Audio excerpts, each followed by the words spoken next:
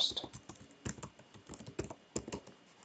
So what is the decision variable? Decision variable is the decisions you make. So in this case, what should be the quantity of each of these fertilizer, and do you actually need to buy all three kinds of fertilizer? We don't know, so let's try to figure it out. So ABC, this is what we're trying to find out. So let's just create some box, okay, to show this information clearly. Let's get them centralized here, and then here you go, done.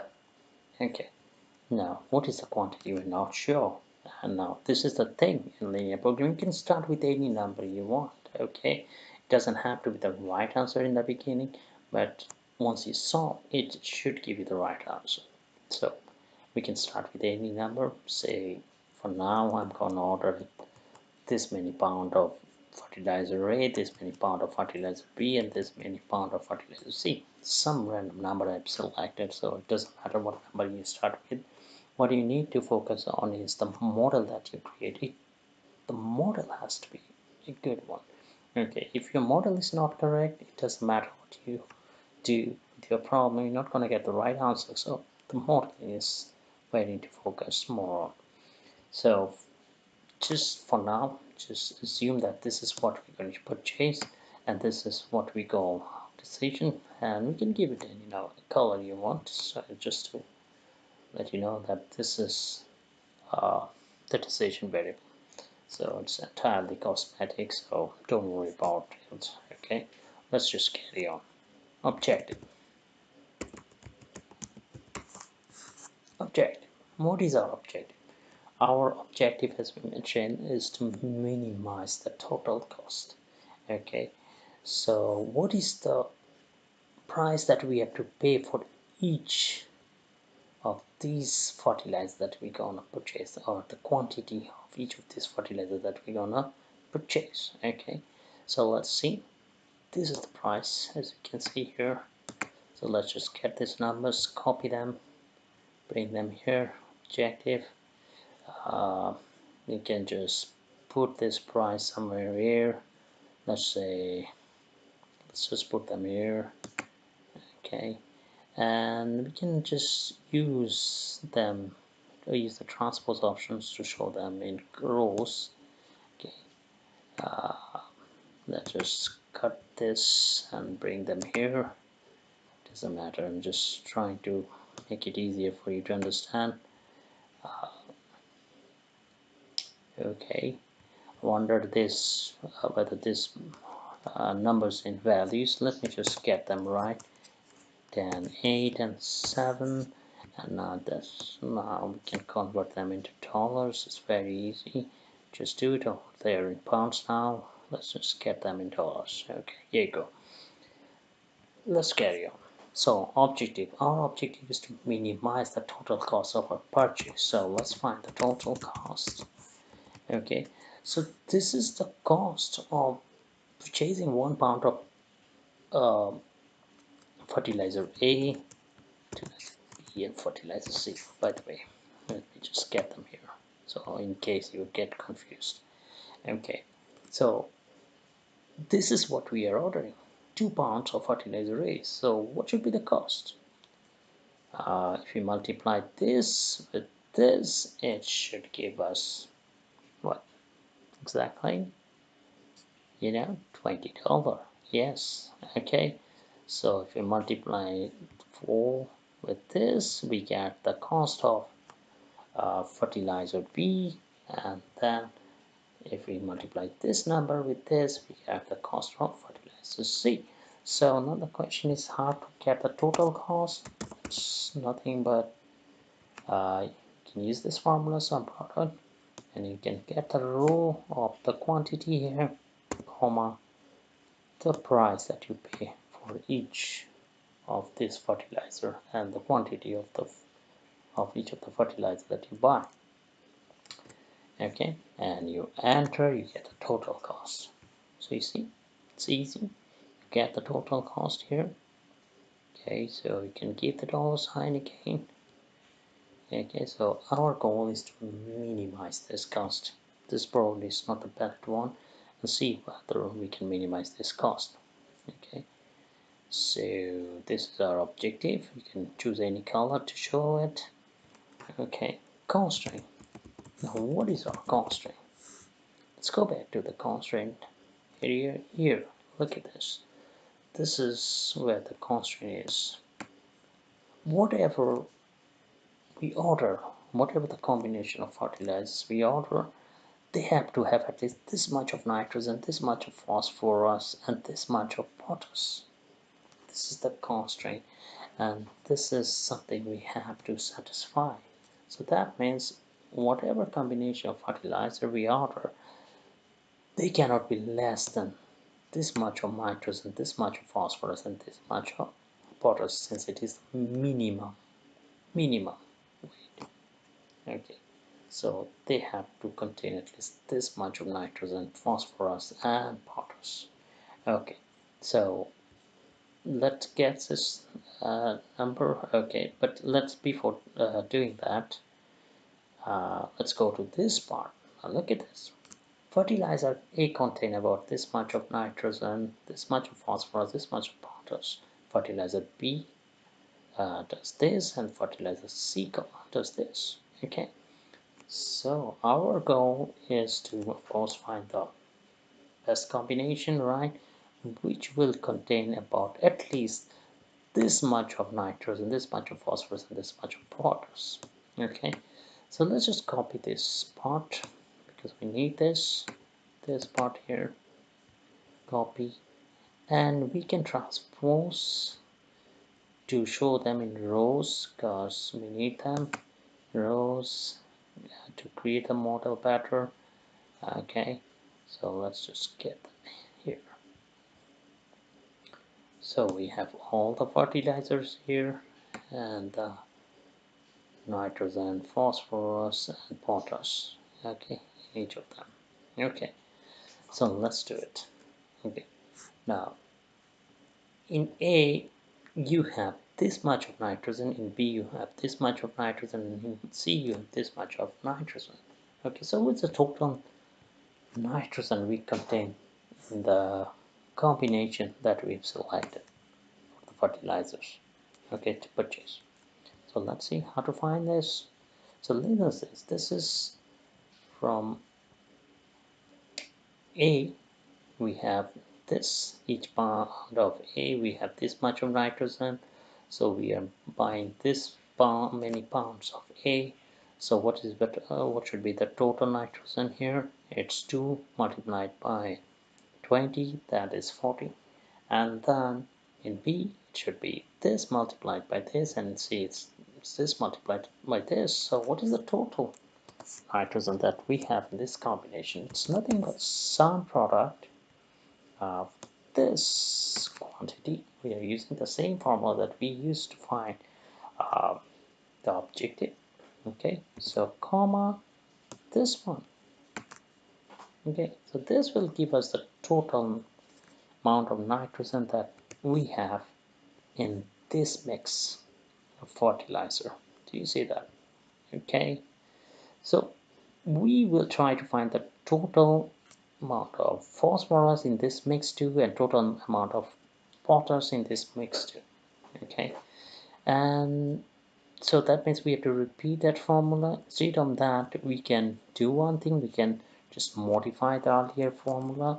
Okay, I can just show you what you can do to not to repeat the formula again and again.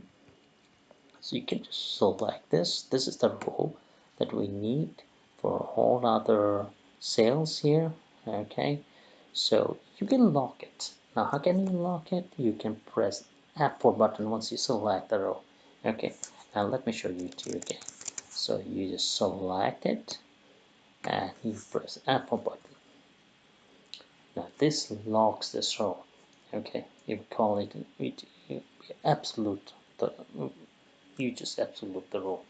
Okay, the F4 button, sometimes students don't find them. I mean, they find F4 button, but it doesn't work in their computer, and that's because in some computers you'd find Fn button, okay, and you can press that F1 button, and then simultaneously you can press F4 and it should lock your row or cells, whatever you want to do. Okay, so please get this right. Okay, you can just select both the button F1 and F4 button together, and it should lock it for sure. If it's not locking, only in F4 button. Okay, so this comma, this nitrogen, like before, enter, you get the total nitrogen, and since this row is now locked, okay, you copy and paste this for all other cells and they should get you the value. So as you can see, in this mix now we have this much of phosphorus and this much of potassium in total. You got it. Okay, now whatever we have in this mix, okay, uh, whatever we have on this side, they cannot be, they have to be rather greater than or equal to this much of nitrogen, phosphorus and potash that we need in the mix. Okay, they cannot be less than this. We need these numbers. Let's just get them because this is a minimum requirement. Copy, and we can bring them here, paste, left one of these rows uh, empty here so that we can give the sign that we need to put here. Look at this, whatever we have in this on this side, they cannot be less than this side, they have to be greater than, okay, or equal to this side, of course. Now look at this, let me explain it to you again. Whatever we have on this side, they have to be at least greater than or equal to this side. Okay, because this is the minimum requirement. No, we know that we have more here, but our goal is actually to minimize the cost. We probably don't need this much of nitrogen, phosphorus, and potash, right? Because we need only this much of nitrogen, phosphorus, and potash. So whatever we have on this side, they have to be greater than. Look at this. It doesn't matter whether these numbers are low or high, they have to be greater than or equal to this side. Okay, so let's just copy and paste. Done. Okay, this is what we're doing. Okay, so this is the left hand side and this is the right hand side. Done. Okay, okay, now we can solve this problem. So how can we solve it? We have taken care of all the constraints. We already know what is the decision we have to make. We already have created the model for the objective and etc. So let's just try to solve it. Put your cursor here and then go to data and then you have to go to solver. Now this is something you need to remember. If you want to solve something, any problem using linear or non-linear programming in Excel, you need solver. Without solver you can solve the problem. So solver usually is not installed in Excel, and if you need to install, let me show you the procedure. It's fairly easy. Okay, so let me show you how to get solver. You go to option, okay, and from here you go to add-ins. Okay, solver add-in, you select this. Here you go, look at the follow my cursor, go to go. Okay, from here you select solver add-in, check this box. Okay, you must do it. Okay, and in a few seconds or sometimes in a minute or two you see solver here. It probably will ask you to install it. In some cases just install it, give the permission, and you will have the solver here. Okay, now we can solve it. Now let's go to solver, put your cursor here. Your objective is to minimize this cost, go to solver.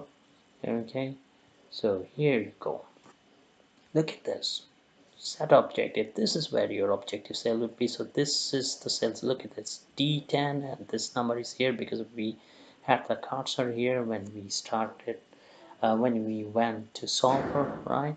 Or when we entered solver. So you can just press here. If it's not showing here, you can select the cell again and it should show here. And your goal is to minimize the cost, not maximize. Okay, we usually maximize profit, so in this case we have to minimize the cost. Your goal is not to achieve any certain value, so let's ignore it. Okay, so minimize the cost. What will this part contain? This will contain your decision.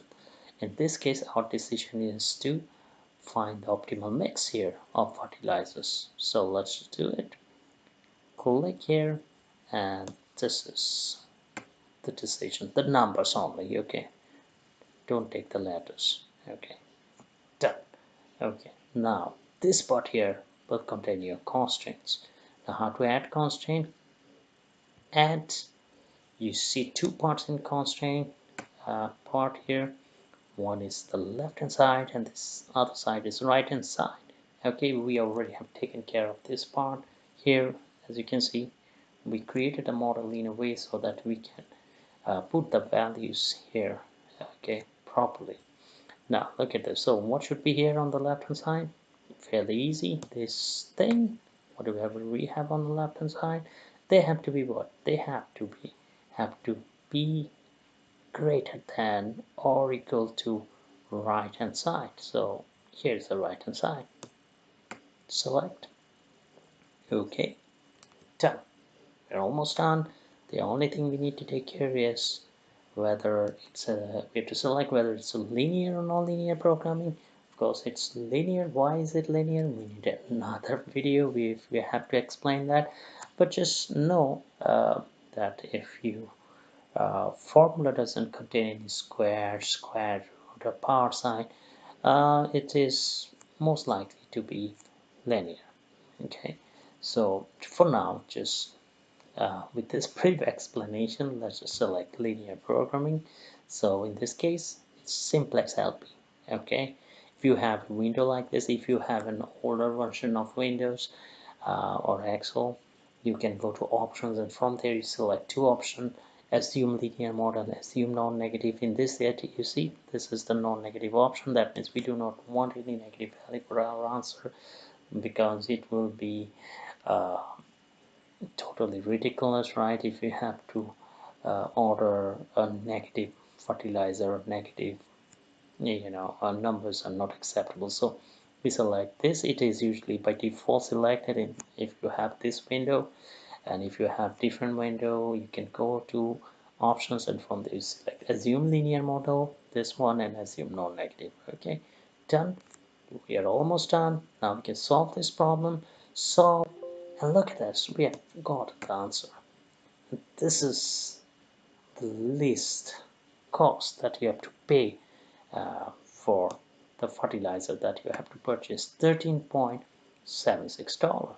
Okay, this answer is correct. Select it. Okay, accept it. Now look at this. What is that decision the solver has provided here to us? Okay, look at it, saying we don't have to buy any fertilizer A, maybe because fertilizer A is too costly. Okay, and it's saying to buy this much of fertilizer B and this much of fertilizer C. Okay, because that will do our job. Our requirement was that the fertilizer that we buy, the combination of fertilizer that we buy, they have to have at least this much of nitrogen, this much of phosphorus, and this much of potash. And that's exactly what we have achieved here. Look at this. So the combination we have selected, we have actually more nitrogen than what was the minimum requirement, and exactly the amount of phosphorus that was required, and exactly the amount of potash that is required. And this is the best solution that you can find. You can try with any other number, any other combination, but you wouldn't get anything less than this for sure. Okay, now one question students usually ask me is whether they have to start with any particular number in decision variable. No, you don't have to. You can start with any number you want. If your model is correct, you are supposed to get the right answer, exactly this one. Okay, let me give you an idea. Say I started with number 0. Everything is 0. Okay, and you'd be wondering whether you'll get the right answer. Since our model is fine, our model is created um, rationally, okay, we can get the right answer. Look at this, you can start here, go to solver and solve, since everything is there, solve it, and you still getting the same answer. Do you see that? It's because your model is correct. Okay, so if the model is correct, you should get the same answer. Okay, so that's all I had for this video, and if you have any questions, please leave a comment. Okay, thank you.